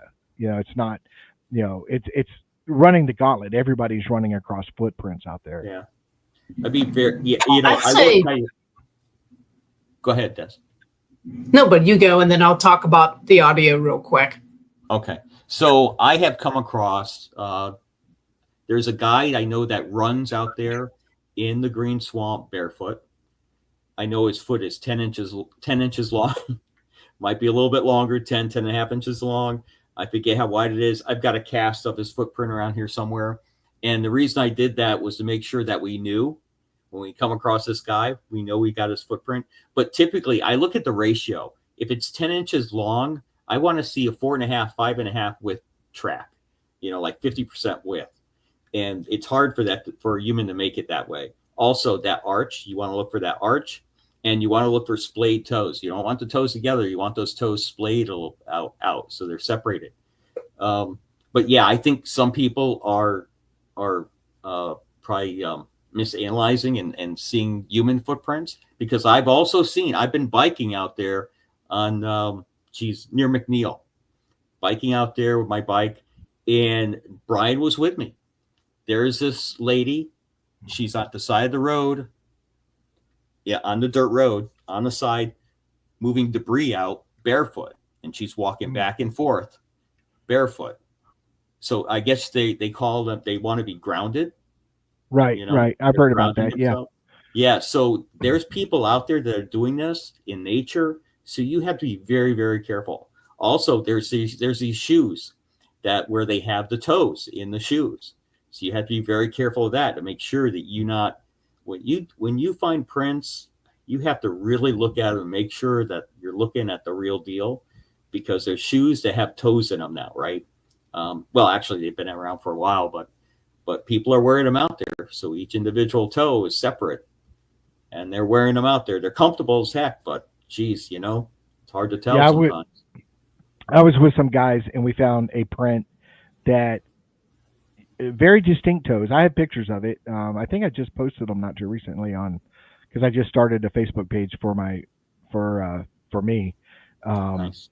And I posted it on there. And what made it unusual was the fact that the print itself wasn't that big. It was, I think if I remember, it was like 9 inches long, but it was 4.5 inches at the heel across. Wow. Mm-hmm. And I'm like, wow, that is a fat, wide foot. You know what I mean? Mm-hmm. And we had already been told by other researchers and stuff like that they have spotted a juvenile in that area, juvenile. I think it was I want to say it was Bill Hewitt. He was the one who said, yeah, he had been out there and had an encounter with what he considered was a juvenile. So I say juvenile, I'm saying probably a teenager level. You know what I mean? Not a small one. I found prints that are maybe 4 inches long, perfect infant footprints. I mean, perfect infant. Did it have an arch? I've got pictures of it. I got to go back and look at it, but I'm out in the middle of nowhere. This would have to be a baby, a child. Yep. You know what I mean? Who would? And there's no other prints. There's no adult prints with it. So I'm like, who let their kid out here? You see what I'm saying? Who allowed their child out here? I couldn't cast it because it was that white sugar sand. I know. Yeah. And it just collapses on itself. But I have pictures. It's in one of my videos. I have to screenshot. I used to have the picture itself, but I cleared out a lot of things since I've got the I'd love to see that. And very perfect. You see the perfect little toes and everything else. Just amazing little print, you know. But like I said, it was in that sugar sand, and like we walked around. I was with somebody, I think, back then. I might have been by myself. I can't remember. I go out there so much. But let me get her back on here as soon as she shows up. But it was such a perfect little infant. You know what I mean? It was like the one that you would stamp when your baby's born. I mean, it was that perfect. Wow, so that's amazing. And that's the thing, right? So you got this footprint in the middle of nowhere, right, where no infant should be by themselves, and there's no adult tracks, there's no other tracks around. There's something about it. You definitely have to make sure you mark that on your GPS. Right. Now, we were talking earlier about the camping and stuff. How often do you guys actually do overnights that you're camping for 2 days, 3 days, or whatever per year? Geez, we do a lot of cowboy camping. So what that means is that we'll go out without a tent. We'll have maybe chairs. We may have a tarp, and that's it. So we will get out like this year. I don't think we'll do once a month. Maybe once every, a little bit more than once every other month. Yeah. So it won't be once a month, but we'll probably get out there out of 6 months, say 8 times. Yeah. As far as camping overnight. Now going out there, we'll probably be out there weekly. Right. Like me being by myself, I don't do a whole lot at night. I don't do because I'm by myself. Yep. Who's that? That's where the feedback's coming from. Oh, I think it's Desi. Something happened with her. Yeah. I don't know what there you go. Sorry, Wi-Fi going out on my laptop. So. Oh no, you sound great now. Yeah, perfect. Terrific. But like I said, I don't go out so much at night because one, I'm by myself, and there's so many things out there that can do you harm. And at nighttime, you just don't have the ability to see it until sometimes it's too late. So I spend most of my time during the day, and it's pretty much every weekend. It's just this year has been hectic at work, but the last, let's say 3 years, every single weekend I'm out there, and and I've got a great research area. If you guys ever, I always have an open invite to everybody. If you ever want to come and check it out and spend a day and stuff like that, it's very enjoyable. It's very well kept and stuff like that. I like it a lot. So what are y'all's goals this year? What are you looking at doing this year? I had a great year. I mean, you both were on the round table. The Skunk Ape Roundtable at this year's conference. I was actually on the table last year. Nice. Yep. Yep. And it's a lot of fun. It's the conferences are amazing. It's a great opportunity to network with everybody and meet some new people and find others that you can share information with and grow together. That's what we use it really for. Absolutely. Yeah, go ahead, Daisy. I was just gonna say, yeah, I mean, it's that one time a year, at least in this state, right? You can get together with such a large volume of people, and there's people that come from all over, not just Florida, which is cool.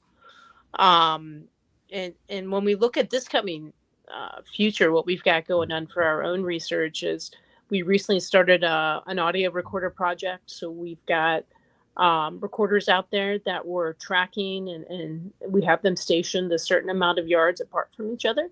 One of those caught a really cool tree dropping on that as well over the last month. So working on that, continuing with the trail camera projects and seeing where that goes. um we're always walking away with something from it, right? Right. And not Sasquatch, but that's okay. And myself personally, it's really just continuing that comfort on this journey, right? Trusting your gut. We've had moments before where we both, knew something felt a little bit off, and some interesting things that happened during the day too that we can't once again explain. And Yeah. I think that's still some type of evidence that we like to account for, and really just we like to form plans. We like to have protocols and stick to those as often as possible, because every time you get out there, there's something to take away from it. Oh, absolutely. I think every time we all go out as researchers, it's a learning experience. Every single time you're learning something. Like even right now, I'm learning these trail cams and trying to figure that out, and hopeful that that'll, I'll get lucky and get film the things I want to film. Um, Dealing with audio and trying to get better at that and stuff like that. It's a constant lesson. Constantly. Yeah, and I think from the last conference, which was neat for us, is we met some people that are local to the Green Swamp, so they live in the area.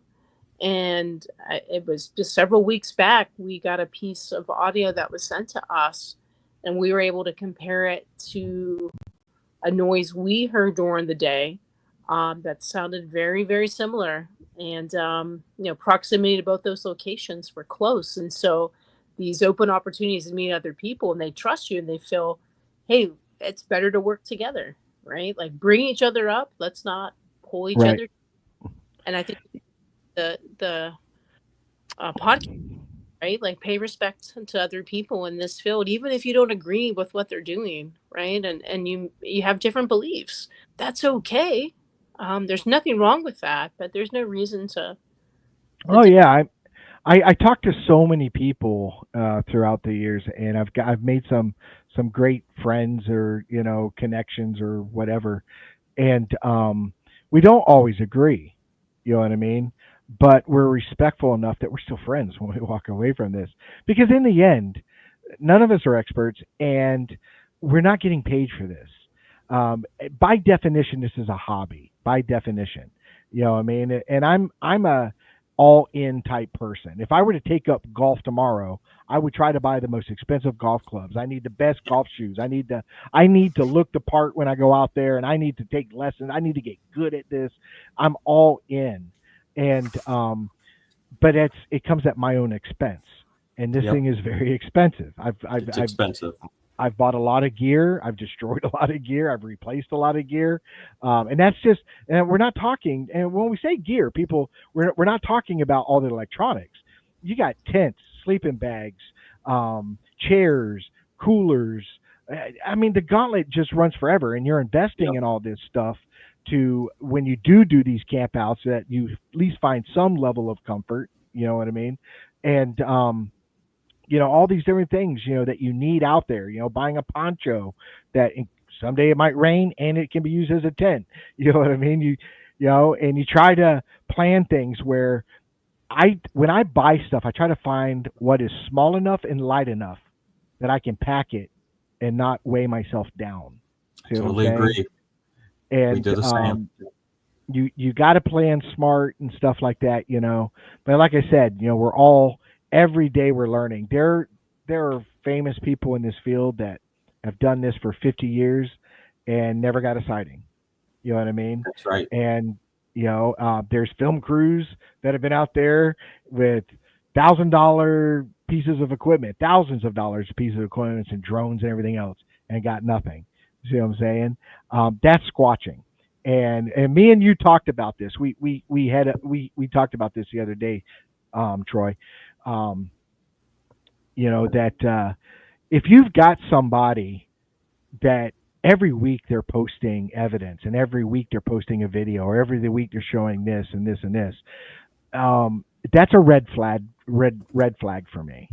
Okay, because I've been doing this long enough to know that every time you go out there, you're going to come out empty-handed more times than you come out with something.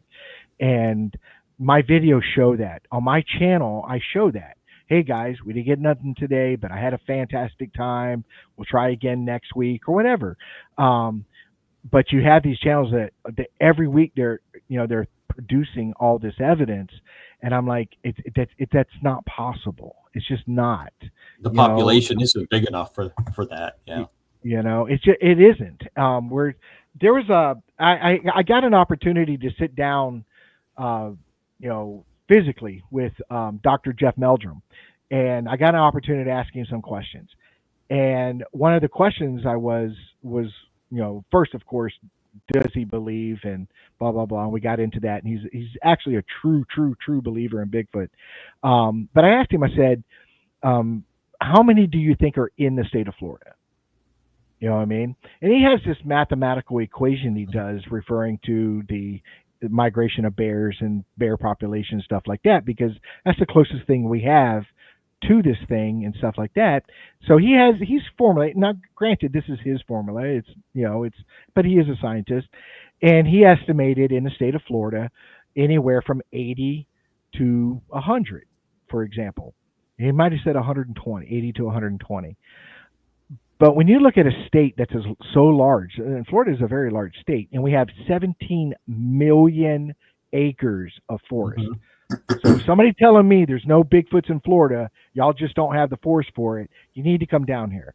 Oh 17 million acres, square acres of nothing but forest. And we have 67 counties. I think it is, right? 67 mm-hmm. counties. So you take that 80 or the 120, whichever number you want, and divide it out, you're still looking at 1 point something Sasquatch per county. Right. You see what I'm saying? Yep. So, and even if you double that number, or triple the number. Let's make it 2. Let's make it 2 per county. And let's say me and Troy, you live in the same county as me.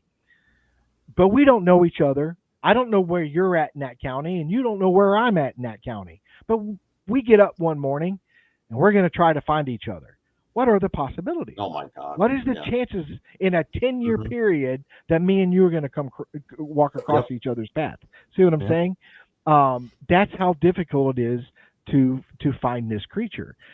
We're lucky to find prints. We're lucky to find any signs that says this thing is here.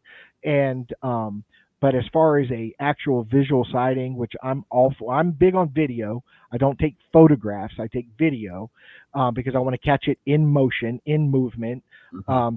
Because you can get a lot more information out of that than just a still. Especially these people that are taking a photograph and then they zoom in and then they screenshot it, zoom in again and screenshot it, and then they want to claim to you this is a Bigfoot when it's probably a brown spot on a leaf.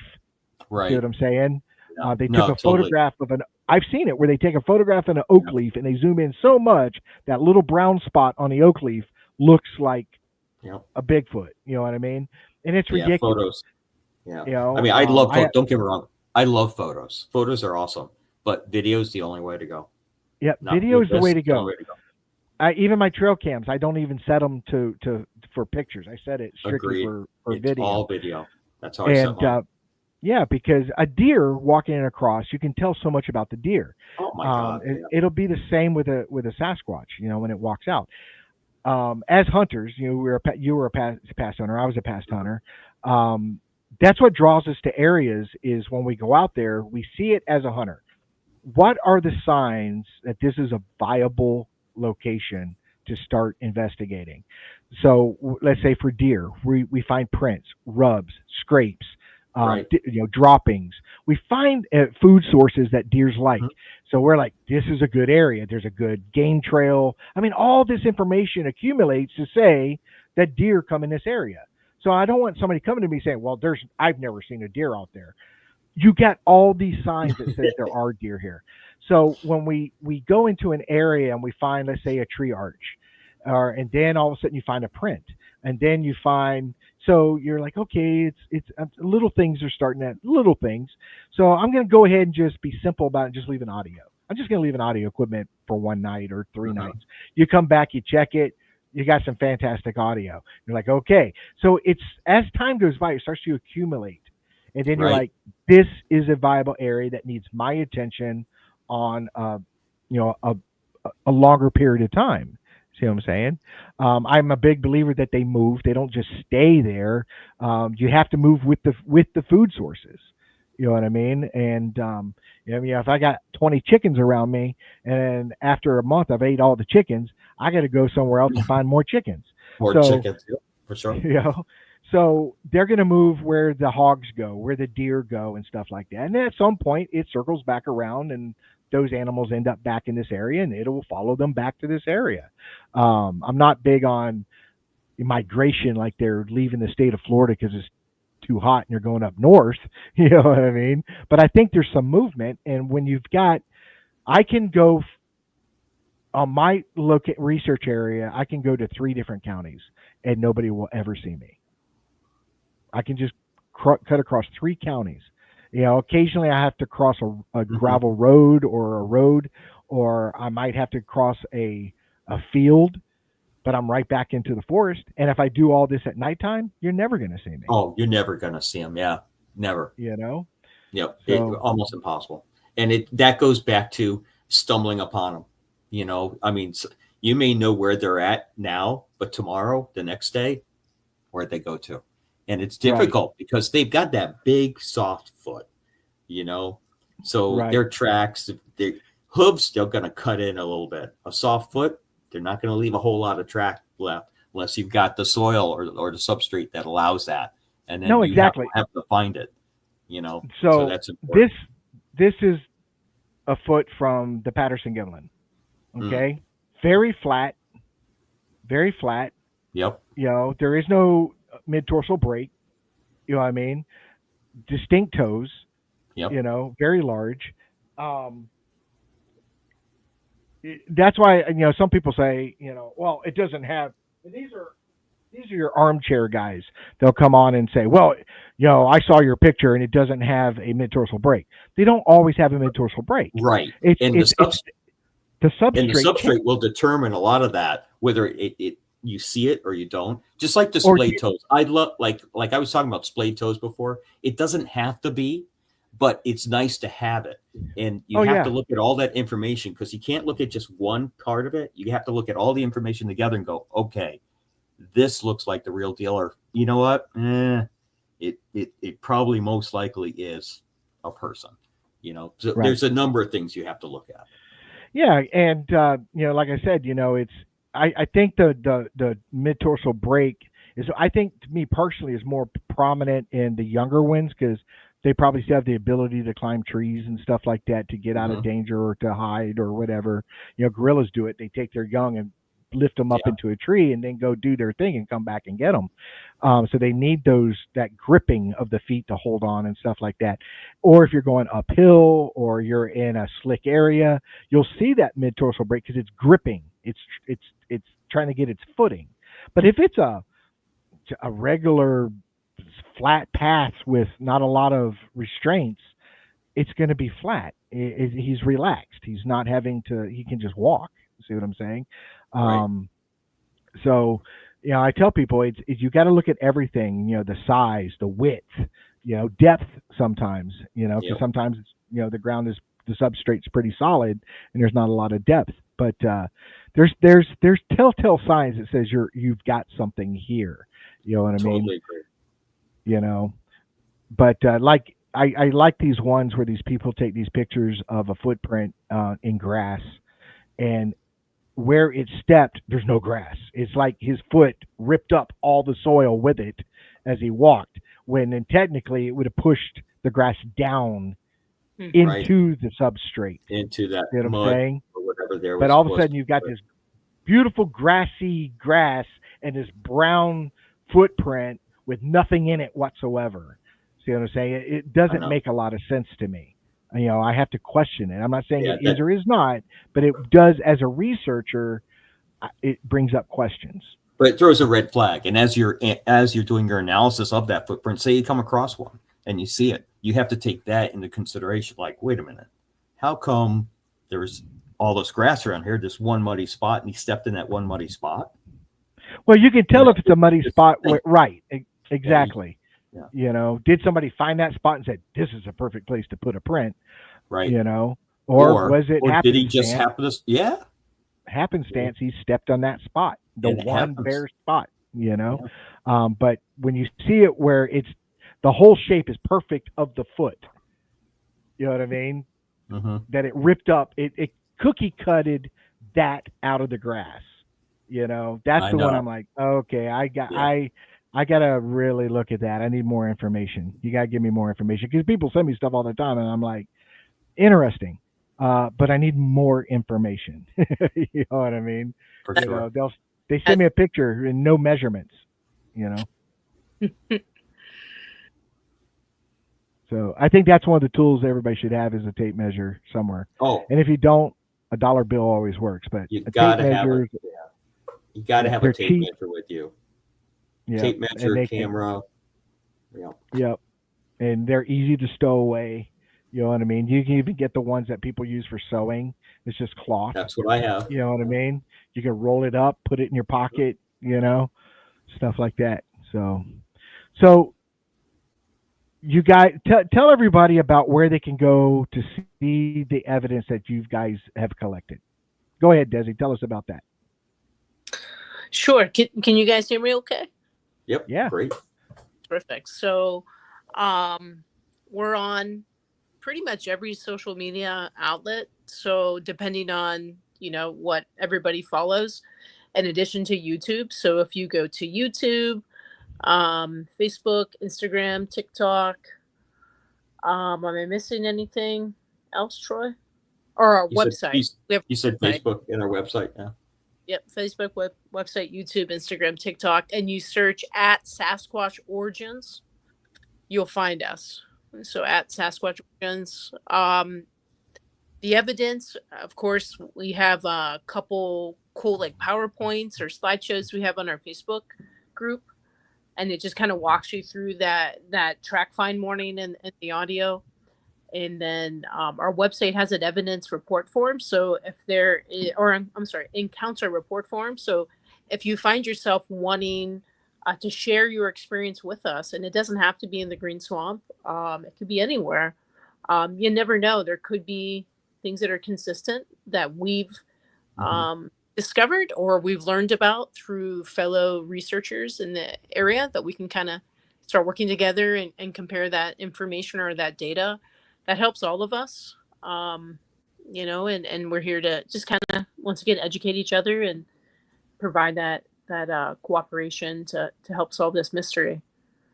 But yeah, we're grateful for you having us on tonight, Rick, and we miss Johnny Two Bears, but he's in our thoughts as well. And yeah, and he was excited. He did want to be on the show and stuff. He had met you guys also at the conference and stuff like that. I have a good time there. I love the conferences. This year I went all out and wanted to experience more than I have in the years past. So I did the VIP thing and went to have the dinner and stuff like that. I won't do that again. I won't do that again. I'll just show up the next day. But so I stayed in a hotel for 3 days. Well, I was supposed to. I had to come back and work all of a sudden. But I stayed at the hotel and I got to sit and talk to people and meet people and stuff like that. And it was a lot of fun. And y'all saw it. I put y'all. You won't see it on my channel. You'd have to go to Dirt Road Bigfoot to see it. But every year he hits me up and we do a walkthrough. Remember, I went to each booth and I said, "Hey, talk to the camera. This is Tommy. Say hi to Tommy. And so I give everybody their moment. You know what I mean? It's not about a like or dislike or I believe in what they're showing or not believe what they're showing. It's about just giving them the opportunity. See what I'm saying? And I do everybody. I don't bypass or anything like that. I go to each table and I say, hey, you're live right now, say hi and, say whatever, you know what I mean? And they can promote their channel, or they can promote their evidence, or they can do whatever. So I enjoy that. And it's one of my little things I do out of the whole day is I like to do that at least once.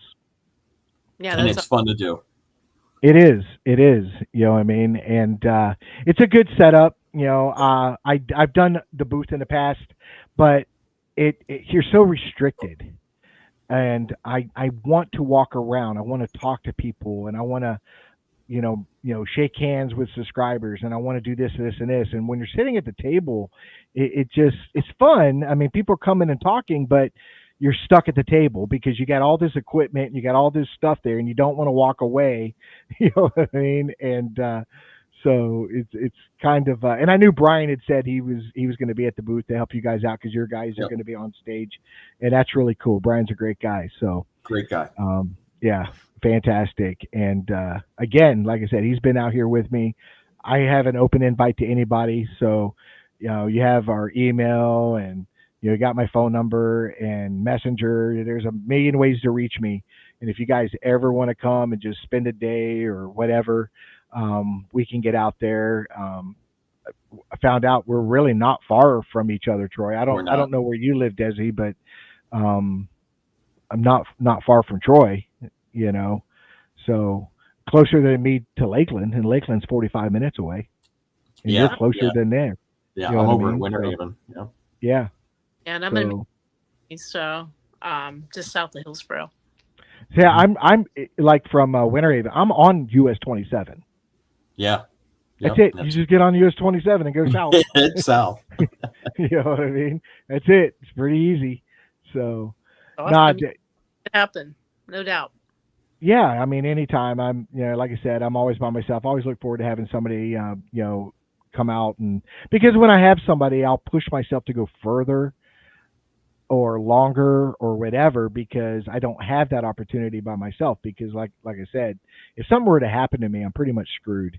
There's no cell service in my research area. I got zero cell service whatsoever. And if something happens or I get attacked by an animal or whatever, because we have it all. We have bear sightings in this research area. We have panther sightings. Of course, we have the occasional hog. Just everything. Rattlesnake. There's a ton of things that want to do us harm out there. So there are a lot more that want to do us nice things. So it's really funny. I was talking to an Australian guy, and he was like, "Man, I wouldn't live in Florida." And I'm like, "I wouldn't live in Australia." You know what I mean? Agreed. We think it's dangerous there, and he's like, "No, it's way more dangerous in Florida." And I'm like, "I don't know." So, no, it was fantastic. You guys are awesome, and what a great time. So, again, tell them what's the name of your channel? So SasquatchOrigins.com. Yep, that's our website, and then all the social media and YouTube. It's at Sasquatch Origins. Right. And it's just you two. Yeah, well, we include whoever goes out with us as well, but it's just us two. Yeah. Well, good, because I know Brian goes out with you guys. Yeah. And, he's trying to convince me to get an e-bike, and I just don't know what kind to get or what to get. I don't want to spend the money and then have it and go, that's not really the one I need. It's not doing what I needed to do or whatever, So, but I see one in my future.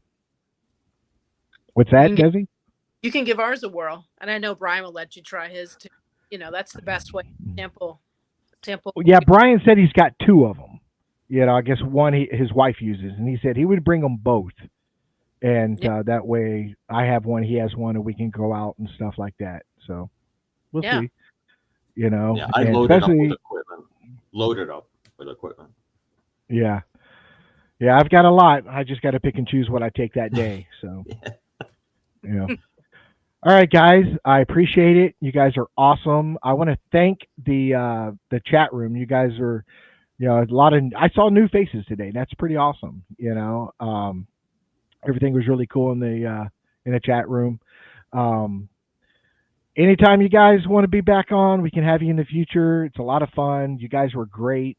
I was looking forward to having you guys on, especially coming off a week we didn't have a podcast. I was really itching to do another podcast. Cool. So, but it was a good Johnny, time. Thank you. Johnny said that everything should be back to normal, and he'll be back on regularly starting next week. So, like I said, we're booked every single Friday this month, and then already 2 Fridays in July, and I think 1 in August. So we're constantly, we try to do every other week because it gives us a break to do our research and stuff like that. But it's really good, and I appreciate you guys, and hopefully you guys subscribe too. And I think I subscribed to your YouTube channel. One of them I couldn't find. I can't remember. Could I not find it for some reason? And send me the link just in case. We'll link. Send you everything. Because I think I did subscribe. I did go to your webpage. I did go look at that and was able to look at that and stuff like that. Because I try to do my research on the people I'm having on and stuff like that, and especially if I get an opportunity to talk to them on the phone like me and you did, Troy. So, but like I said, open invite anytime you guys want. I open invite to all the guests, if they ever have the opportunity, and we can always plan something. So, but I want to thank everybody. You guys are awesome. I'll drop you guys backstage real quick and thanks, Rick. And talk to everybody. Okay, guys. All right, guys. I want to thank everybody. What a great show. 2 hours. When it goes, it goes. I mean, it's a lot of fun, exciting times. So, like I said, we got a lot coming up.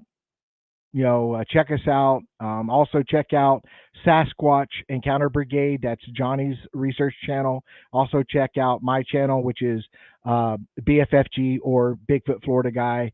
Also, we both have Facebook pages under the same name. So check those out. Please subscribe. Help us out.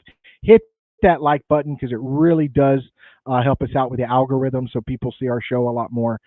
We appreciate you guys. What a journey. We're having a blast. I hope everybody has a fantastic weekend, and God bless each and every one of you guys.